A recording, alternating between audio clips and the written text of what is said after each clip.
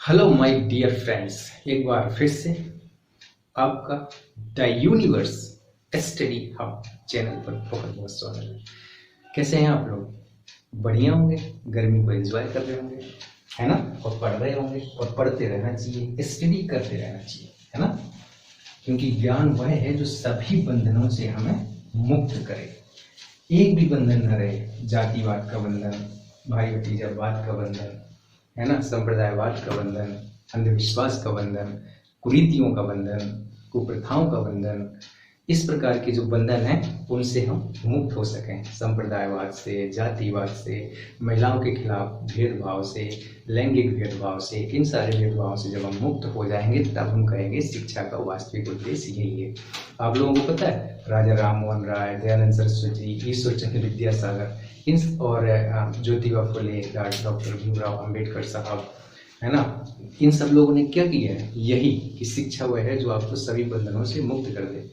जातिवाद का एक बंधन है, संप्रदायवाद का एक अलग बंधन है, धार्मिक कुरीतियों का अलग बंधन है। तो जब इन बंधनों को आप तार्किकता और बौद्धिकता से सोचेंगे तो आप पाएंगे यार कुछ भी तो नहीं, हम फालतू में ये सब चीजें करते रहते हैं। ओके, आपका स्वागत है the universe study hub channel पर। क्या देख रहे हैं हम लोग? आज हम लोग देखेंगे कि संघात्मक और एकात्मक लक्षण क्या होते हैं। कि भारत है, भारत को अभी देखते रहिए आप। संघात्मक और एकात्मक लक्षण आखिर क्या होते हैं? हम लोग विशेषताओं में देखे थे ना, आज इसको थोड़ा सा डिटेल से देख लेते हैं क्योंकि महत्वपूर्ण टॉपिक है। संघात्मक और एकात्मक लक्षण किसके? संविधान के। तो संघात्मक एकात्मक लक्षण है किसके? संविधान के। सबसे पहले हम लोग संघात्मक देख लेते हैं। ठीक, क्या देख लेते हैं? संघात्मक लक्षण देख लेते हैं। संघात्मक, सबसे पहले हम बता दें आपको, संघात्मक लक्षण में अगर हम संघ की बात कर रहे हैं तो दोहरी सरकार होंगी ना, दो सरकार, केंद्र सरकार, राज्य सरकार, केंद्र सरकार, राज्य सरकार। शक्तियों का विभाजन होगा, विभाजन देख लिया हमने। इस विषय पर राज्य कानून बनाएगा, इस विषय पर केंद्र कानून बनाएगा। शक्तियों का विभाजन होगा, लिखित संविधान होगा, सर्वोच्च संविधान होगा।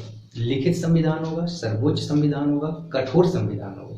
लिखित क्यों? क्योंकि बाद में आप ये ना कह सको कि हमने ऐसा नहीं कहा था, हमने वैसा कहा था, ये नहीं करना चाहिए। अरे भैया, लिखा हुआ है सब कुछ, आप देख सकते हैं। काहे फालतू में बहस हुआ कर रहे हो हमसे?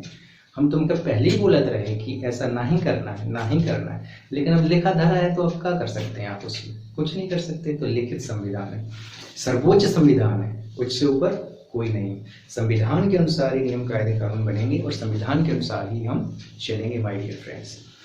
कठोर संविधान है, आसानी से आप इसमें बदलाव नहीं कर सकते हैं। जब चाहे मर्जी बस उठाया संविधान, कुछ लिखा था कुछ लिख दिया, नहीं। कठोर संविधान है, कुछ संशोधन के लिए विशेष बहुमत और आधे राज्यों का समर्थन चाहिए my dear friends, my dear brothers and sisters and my dear friends. इसको आप बहुत ही अच्छे से जानिए, क्योंकि इसको नहीं जानेंगे तो इतने बड़े देश पे जो आप IAS IPS बनने जा रहे हैं, शासन करने जा रहे हैं, कैसे करेंगे, है ना?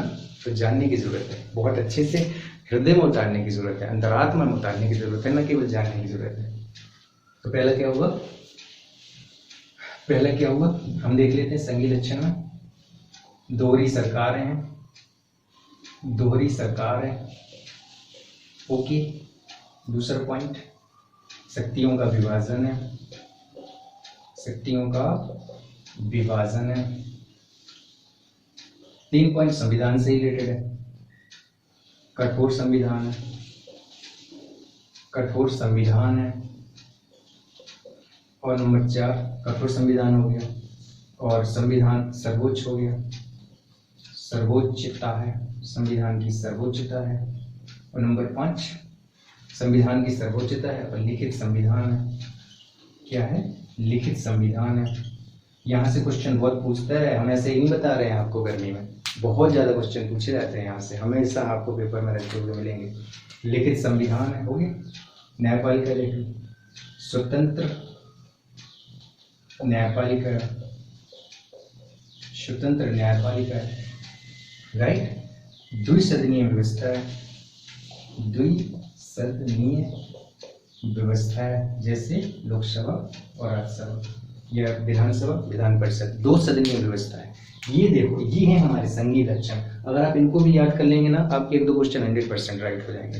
ये तो हो गया हमारे संविधान। देखो कठोर संविधान बता दिए, सर्वोच्चता बता दिया हमने, संविधान की सर्वोच्चता ही बता दी, संविधान की कठोरता है तो आप आसानी से संशोधन नहीं कर सकते। संघीय का मतलब होता है जहाँ राज्य और केंद्र के पास पावर है, कोई एक ही, ऐसा नहीं कह सकते कि केंद्र सरकार सब कुछ कर सकता है। क्यों ममता बनर्जी कभी कभी एक्शन ले लेती है, आप हमारे राज्य में नहीं घुस सकते हैं, आप हमारे कानून में इंटरफेयर नहीं कर सकते हैं। क्यों अखिलेश कभी ऐसा बोल देते हैं, क्यों राजस्थान में कुछ ऐसी चीजें बोल दी जाती है, क्योंकि वहां उनकी सरकार नहीं है। वो चाहे तो हमारे विषयों पर कानून आप हम बना रहे हैं, why are you interfering, why are you interfering in that particular topic? It is related to state policy, it is not related to central policy. Then why are you interacting again and again? So thank you। इसको आप देखिए कि कैसे हमारे संघीय लक्ष्य है। दोहरी सरकार है, केंद्र सरकार, राज्य सरकार, शक्तियों का विभाजन है, कठोर संविधान है, संविधान की सर्वोच्चता है, लिखित संविधान है, स्वतंत्र न्यायपालिका है और द्विसदनीय व्यवस्था है। राइट, द्विसदनीय व्यवस्था है। अब यहाँ पे हम लोग ऐसे देखिए, एकात्मक लक्षण क्या है, एकात्मक लक्षण क्या है, एकात्मक लक्षण क्या है।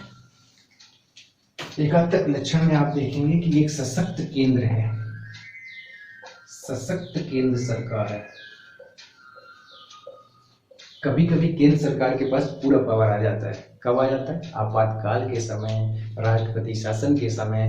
कौन कानून बनाता है, संसदीय कानून बनाता है। कहते हैं ना, भारत की एक बहुत अच्छी बात है कि भारत विभाजित राज्यों का अविभाजित संघ है। ऐसे हल्के में ना ले लीजिएगा कि आप 28 राज्यों में विभाजित हैं तो आपके राज्य हो गए। जब चाहेंगे उस पर कब्जा कर लेंगे हम, जब चाहेंगे उस पर शासन कर लेंगे। तो भारत विभाजित राज्यों का अविभाजित संघ है। विभाजित राज्य तो हैं, लेकिन जब सेंटर चाहेगा तो उस पर कानून बना सकता है। राइट, एक सशक्त केंद्र है, एकल नागरिकता है। ये नहीं कह सकते कि राज्यों की अलग नागरिकता है और हमारी अलग नागरिकता है। एकल नागरिकता है, एक सशक्त केंद्र है, एकल नागरिकता है, एक संविधान है, एक संविधान है। Good, 3 point. एक संविधान है, एक सशक्त केंद्र है, एक नागरिकता है, एक संविधान है। अर्थात इस पावर किसके पास जा रही है, सेंटर के पास जा रही है। सेंटर अखिल भारतीय सेवाएं हैं, अखिल भारतीय सेवाएं हैं, IAS, IPS, IFS। इसमें किसका नियंत्रण है, सेंटर के अनुसार सेवाएं हैं। राज्यपाल का पद है, जब देखो राज्यपाल इंटरफेयर करता रहता है कि नहीं करता रहता है राज्य सरकार। अगर आप सोचो, अभी भाजपा की सरकार है कि नहीं, तो जहां जहां भाजपा की सरकार है वहां तो राज्यपाल ज्यादा इंटरफेयर नहीं करेगा। लेकिन जहां पर भाजपा की सरकार नहीं है वहां देखना आप राज्यपाल कितना इंटरफेयर करता है। जैसे आप लोग अभी देख ही रहे हैं, कहाँ कहाँ के राज्यपाल बहुत चर्चा में रहते हैं। क्यों रहते हैं, क्योंकि वो राज्य सरकार को अपने अनुसार काम नहीं करने देंगे, कुछ ना कुछ इंटरफेयर करते ही रहेंगे। हालांकि करना नहीं चाहिए, ऐसा होना नहीं चाहिए, लेकिन कुछ ना कुछ इंटरफेयर चलता रहता है ना, राज्यपाल को लेकर के। राज्यपाल का पद है, एकीकृत न्याय व्यवस्था है, एकीकृत न्याय व्यवस्था है। ऊपर से नीचे तक देख रहे हैं आप लोग, सुप्रीम कोर्ट, हाई कोर्ट, जिला न्यायाधीश, फिर सत्र सेशन आ जाते हैं, सत्र न्यायाधीश आ जाते हैं। और संविधान लचीला है, संविधान में संशोधन किया जा सकता है, संविधान लचीला है। अब आप मुझे बताओ, अगर हम लोग इसको अंडरस्टैंड कर लेंगे तो क्या रटने की जरूरत है इन पॉइंटों को। आप देखो, अगर हम लोग इसको अच्छे से अंडरस्टैंडिंग कर लें तो क्या रटने की जरूरत है क्या इन पॉइंटों में, नहीं। तो अंडरस्टैंडिंग फर्स्ट, अंडरस्टैंडिंग है आपकी।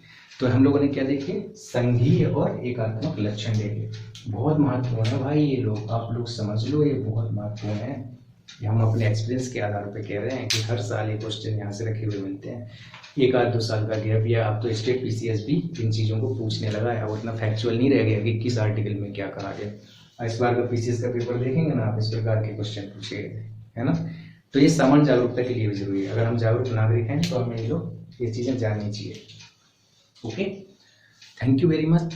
Like, share and subscribe. Okay.